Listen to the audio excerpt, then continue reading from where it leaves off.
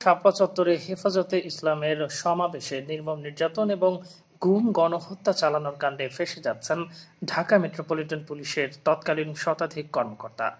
Operation flash আউটের নাম দিয়ে মধ্যরাতে সড়কের আলো নিভিয়ে অন্ধকারে হত্যার পরিকল্পনাকারী ও বাস্তবায়নকারীদের বিচারের মুখোমুখি করা হচ্ছে। তৎকালীন ডিএমপি কমিশনার বেনজির আহমেদ থেকে শুরু করে থানার ওসি পর্যন্ত কর্মকর্তাদের তালিকা করা হচ্ছে। 2013 সালের 5-6 মে ডিএমপির মোতায়েনকৃত ফোর্সের অবস্থান শাপলা চত্বরে অভিযান পরিকল্পনার সত্যায়িত কপি এবং কর্মকর্তাদের তথ্য চেয়ে বর্তমান ডিএমপি কমিশনারকে চিঠি দিয়েছে আন্তর্জাতিক অপরাধ ট্রাইব্যুনাল। ট্রাইব্যুনালের চাহিদা অনুযায়ী তথ্য সংগ্রহ করা হচ্ছে বলে জানিয়েছে ডিএমপি। সংশ্লিষ্টরা বলছেন, শাপলা চত্বরে হত্যাকাণ্ডে অংশ নেওয়া পুলিশ সহ আইনশৃঙ্খলা রক্ষাকারী বাহিনীর সদস্যদের আন্তর্জাতিক অপরাধ ট্রাইব্যুনালে বিচারের আওতায় আনতে তালিকা তৈরির কাজ শুরু করেছে তদন্ত সংস্থাটি।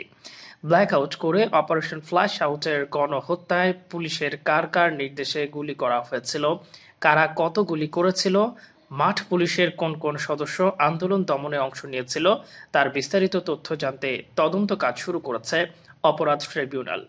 এরপর অপরাধের মাত্রা অনুযায়ী তাদের বিরুদ্ধে আইনি ব্যবস্থা গ্রহণ করা হবে।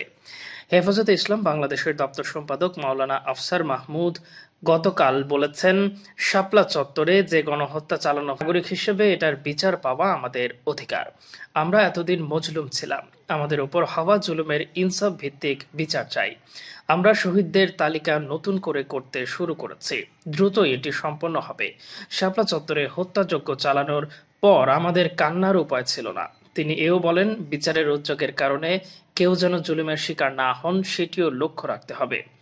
গত 14 ডিসেম্বর আন্তর্জাতিক অপরাধ ট্রাইব্যুনাল থেকে ডিএমপি বরাবর পাঠানো চিঠিতে বলা হয়, হেফাজতে ইসলাম আয়োজিত সমাবেশে সাবেক সরকারের বিভিন্ন বাহিনী, আওয়ামী লীগ ও দলীয় সহস্র ব্যক্তিরা পরিকল্পিতভাবে শাপলা চত্বর, মতিঝিল ও এর আশপাশের এলাকায় বৈদ্যুতিক ব্ল্যাক আউট করে নেতাকর্মীদের ওপর নির্বিচারে গুলিবর্ষণ করে।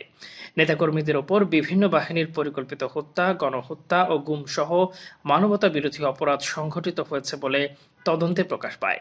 গণহত্যা ও মানবতা বিরোধী অপরাধ সংঘটিত হয়েছে মর্মে প্রাপ্ত অভিযোগ আন্তর্জাতিক অপরাধ ট্রাইব্যুনাল অ্যাক্ট 1973 মূলে অত্র সংস্থায় তদন্তাধীন রয়েছে।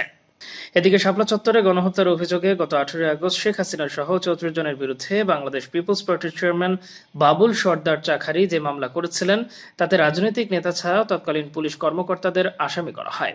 জানা গেছে, পতিত আওয়ামী সরকারের আমলে গুমের সঙ্গে জড়িত থাকার অভিযোগে 24 কর্মকর্তার পাসপোর্ট স্থগিতের নির্দেশ দিয়েছে স্বরাষ্ট্র মন্ত্রণালয়। একই সঙ্গে তাদের দেশ থেকে নিষেধাজ্ঞা দেওয়া হয়েছে।